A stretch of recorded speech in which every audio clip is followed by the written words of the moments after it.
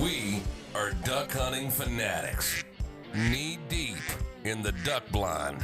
If it flies, it dies.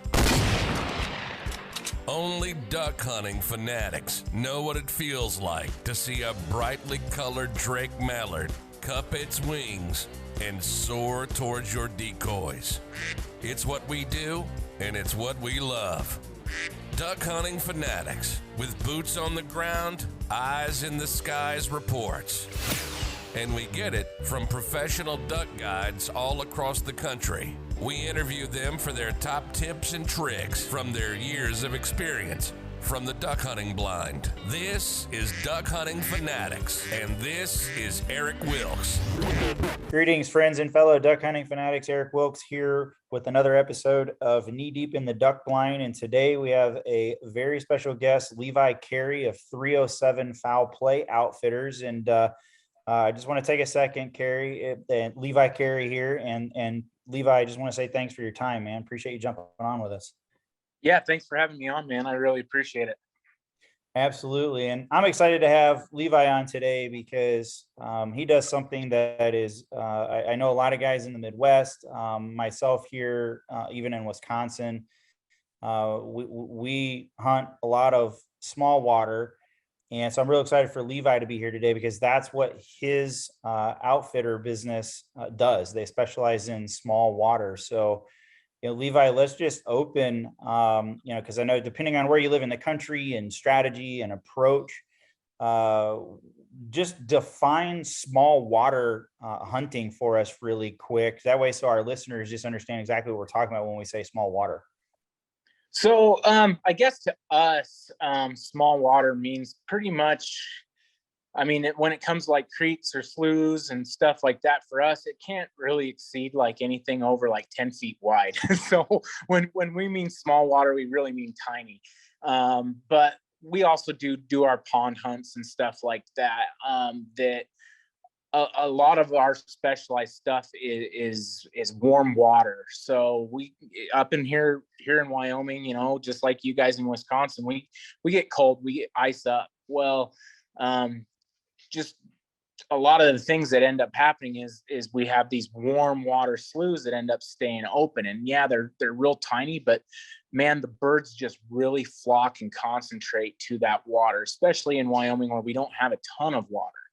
So it's just in your face action that is just simply addicting. We really encourage people to bring out those sub gauges, like a 28 gauge out, and really press yourself as a marksman. A lot of people like to think that because they're up close and in your face at, 10 yards at most or 15, that it's just a slam dunk. They can get their bag limit really quick. But a lot of the times people are coming to the realization that up close and personal is a lot harder to hit than what you think. So especially when they're in your face, because a lot of times you have a tendency, especially when they're coming at you, you overreact and you're trying to move too quick. And I've been there because a lot of times when they're facing you're oftentimes shooting right underneath them and you don't even realize you're shooting right underneath them. Yeah, so exactly.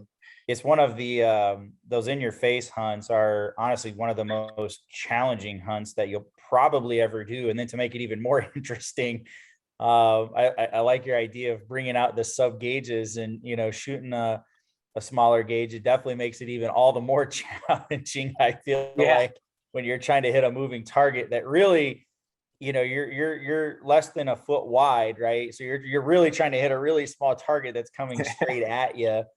And a lot of times guys are shooting ducks, they're coming in and they're waiting for them to turn, and you got a little bit bigger target to shoot at, but when they're coming straight at you, it's definitely a challenge. Oh yeah, definitely. Just kind of to plug it here really quick, I guess, you can kind of get a taste of that action through Dive Bomb Industries YouTube. That's what kind of put us on the map. We met Forrest Carpenter that used to work for Dive Bomb quite a few years ago, and he just came out here for a fun hunt one time, and he just looked at us and said, "You guys got to start doing this for a business." And we took Forrest's advice. That guy definitely knows what he's talking about. and it's been a blast, you know. So this is only our second season of guiding and stuff officially as a business, but it's been a hoot. I really enjoy talking to all the new customers and new clients and getting to know them. And you know, you one of the things that I really try and push is getting to know my clients before they even come out. And that way it's more of like a buddy hunt when they get out here. And a lot of times I like to try and push those clients to do more of a gentleman type hunt, you know, not just guns blazing all over the place. You know, I like to try and say, hey, let's pass that shotgun around, and then you can really poke fun at your buddies, you know what shots they missed. And it's a blast. Our max group size, that's kind of maybe a downfall, is 5 guys. We do that for safety aspects because things are so tight. And I mean, we had a group of hunters that my business partner Kurt had guided for years and years when he was doing goose stuff, and so they're familiar. They're good sportsmen and stuff. And very first hunt of the year, the one brother shot the other brother's shotgun barrel off. So I mean, we've definitely, yeah, it was insane. So we've definitely taken that into account and said, hey guys, you know, really watch your 10 and 2, really watch your area that you're shooting and stuff like that, because yeah, things are tight quarters, and when you got birds that close, they pan from your left to your right really fast. Yeah, and you know, safety is always the key here. And you went with 100%. you had a group of experienced hunters too, so Yeah. it just shows you how easy it is to sometimes, when you're out there, just forget where you are and forget where you're shooting, because you're into the hunt, you're into the excitement of the hunt, and guys get that adrenaline, or they get that kick and get real excited about it, and just, for the lack of a better term, lose their brain for half a second. I know we've all been there. I've been in some hairy situations with inexperienced hunters before, and I'll tell you, it's scary that how quickly things can change. So it's good to hear that you're taking that into account. I know we can't stress that enough with, you know, especially for those of you that are new, that are listening to this, that are new to hunting. There's just so many moving parts. You just have to be completely aware of your surroundings and be completely safe.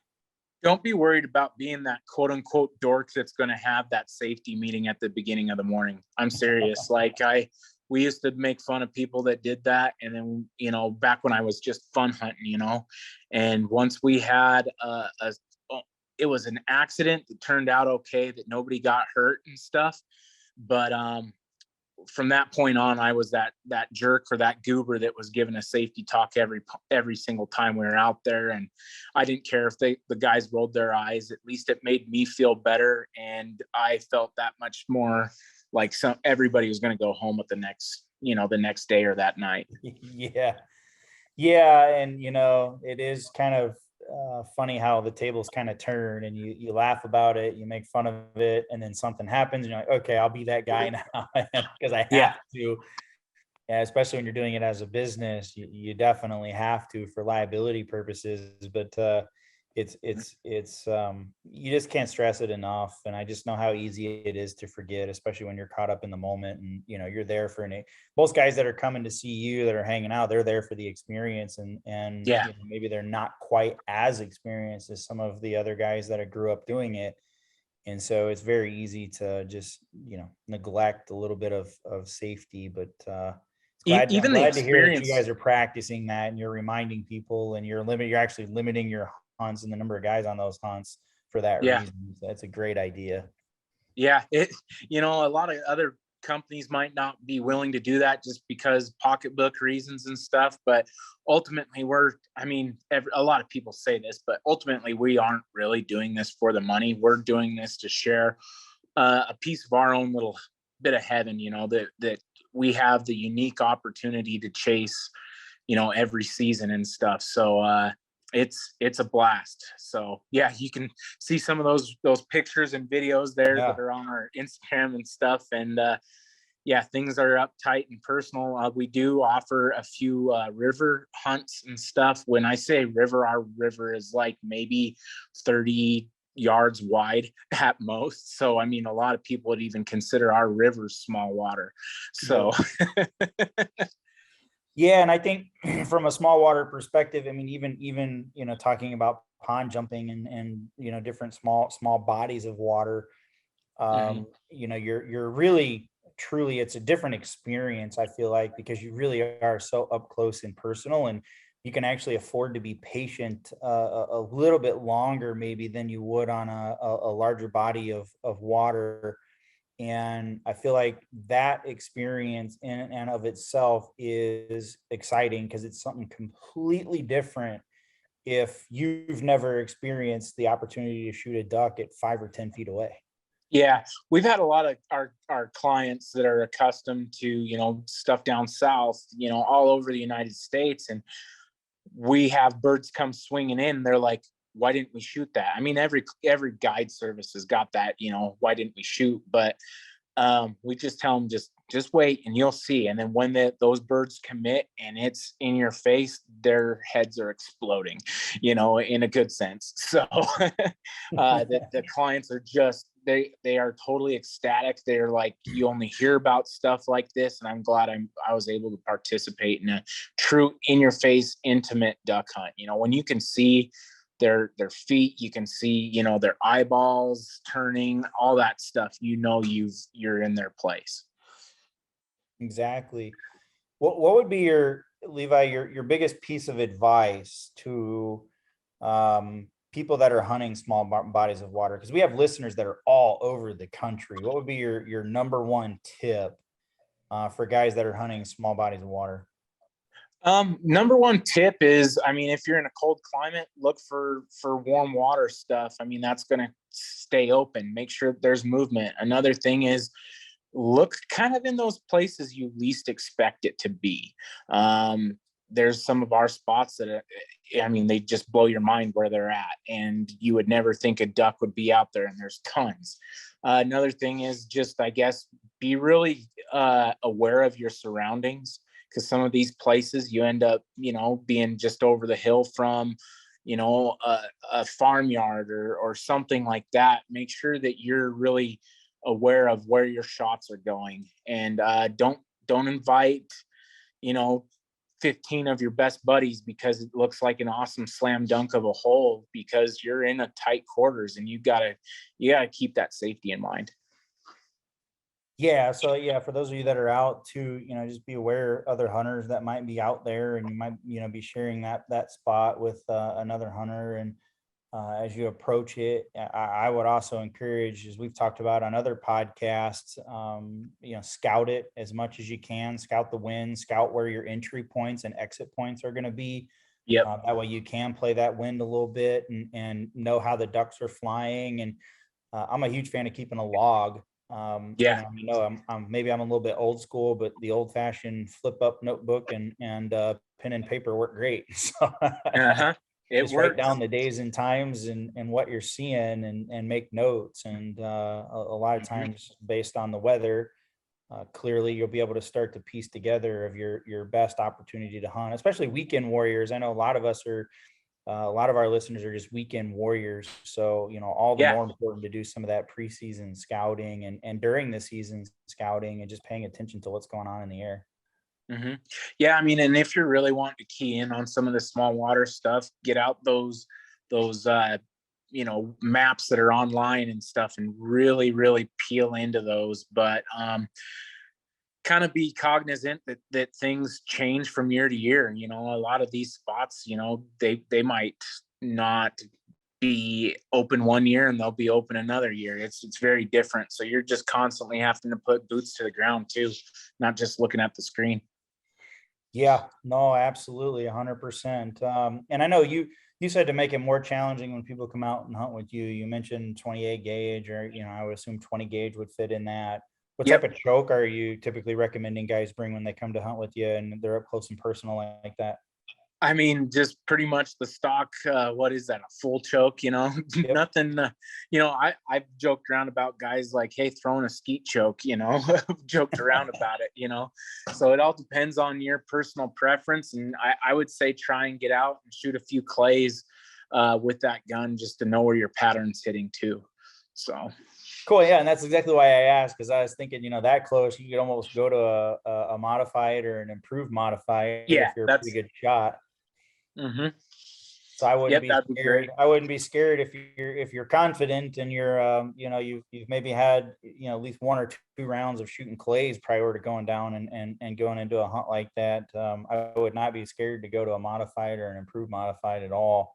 Yeah, I And guess that's what I meant instead of a yeah. full. I don't know where my head was. No, I got you. No. Yeah, we're on the same page. I think now most guys, I think, you probably still want to stick to a full and make sure you're a good shot and you're drilling that duck and driving as many pellets as you can in. But for guys that you're really confident, yeah, definitely a modified or an improved cylinder would be just fine. And when they're that close. So I know I shoot quite a bit of pheasants every year, and I usually will take and depending on where I'm going, but I know some of the areas I hunt here in Wisconsin, you can get fairly close to the birds, and they're not a long shot, and so a lot of times I will hunt with a 20 gauge with an improved cylinder in it, and do just fine. I always. And it depends on who I'm hunting with too. So Yeah, if they're exactly. a good shot, great. If they're not so good shot and I'm going to be shooting back up or whatever, depending on the situation, a lot of times I'll still carry the 12 gauge too if I'm shooting, 30 yards or more. Yeah, exactly. And I'm sure you see that as a guide. You see guys that they're good shots, and other guys you're like, how in the heck did you miss that? He was 10 feet away. Yeah. You see every side of the spectrum, that's for sure. And I've been on hunts like that too, where you have just a whole horde of ducks coming in, and guys get so excited and their eyes can't focus on a single target. So then I've seen people blast through, a whole horde of ducks and miss every single one because their eyes just can't focus. All you can see is their eyes get real big, and they can't hit the broadside of a barn. You feel like it's like, my gosh, there's 15 ducks in front of you at 10 feet. How can you not hit one? Right. Exactly. Yeah. We try and help the clients out as best we can, calling shots and stuff like that to help out with those. But, you can only help out so much. Yeah. No, exactly. And I think that's the biggest thing and that's why I think it's important for anybody that's going to go on a duck hunt, like this, especially, and to have the best experience and best opportunity and chances possible to be successful.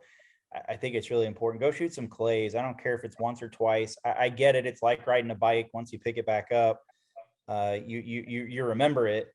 But I think it's important that, take at least 1 or 2 trips and go out to the shooting range, shoot some clays, get your eyes back in shape, get them focusing on the target, and, get used to shooting a moving target and so on and so forth. That way, when you're, especially when you're going to invest some money to go duck hunting on your own, or, to hire a company like Levi's here at 307 Fowl Play Outfitters, you have a really great, pleasant experience. And, most importantly, you come home with some food for the table. Yeah, we like to have fun too. So don't think we're just a bunch of stuck up guys because we're saying, hey, only small groups and, let's do a gentleman's hunt like that. I mean, if you even look on our Instagram there's like a meet the guides thing, and you can see myself and you can see Kurt, and we're a bunch of goofy goobers, that's for sure. We know how to have fun and whatnot. So yeah, there's this deal here on the highlight. So that's Kurt. He's the main owner. He's a great guy. Good friend of mine. So awesome. So he doesn't say a whole lot, but when he does, you listen, and he's pretty fun. So. Well, that's fantastic, man. So, well, awesome. Well, what's the best way for people to get in touch with you? Instagram, Facebook, which do you prefer? I think Kurt really likes the Instagram a lot more and stuff. That's just where we get a lot more traffic and whatnot. But we'll check messages on both ways. Shoot us your phone number. We can have a phone call with you, talk to you, and all that stuff. So. Well, there you go. And for those of you that are listening, that Instagram page is just instagram.com/307 Fowl Play Outfitters. That's instagram.com/307 Fowl Play Outfitters, and you'll pull up their Instagram page. For those of you that are watching this maybe on YouTube or Facebook, you guys will see it. I've been kind of showing pictures and stuff right from his Instagram page. So you guys will know you're in the right place. So reach out through there. I do have their Facebook page too. And it's the same. It's just facebook.com/307 Foul Play Outfitters. But you heard Levi there. They do prefer Instagram. It seems to be where most of the communication is taking place. You guys got about 3,700 followers on there now. So that's awesome. Just going right into your second season. So congratulations to you guys. And thanks for sharing a few tips with us here today. Yeah, of course. Appreciate it. Thanks for having me. Yeah, absolutely. And for those of you that are just tuning in and listening, again, just kind of wrapping up here, but we have Levi Karry from 307 Foul Play Outfitters. So go check out their site. We'll have Levi on another episode as we get closer to the season, and we'll talk some more strategy and tips throughout the season. But I also want to take a second, thank our listeners, because without you guys, we wouldn't be able to keep doing these shows. So thanks for tuning in and listening. And again, this is Eric Wilkes signing off. Everybody have a great day, and we'll see you on another episode of Knee Deep in the Duck Blind. Thanks a lot. Take care. We are Duck Hunting Fanatics. Knee deep in the duck blind. If it flies, it dies.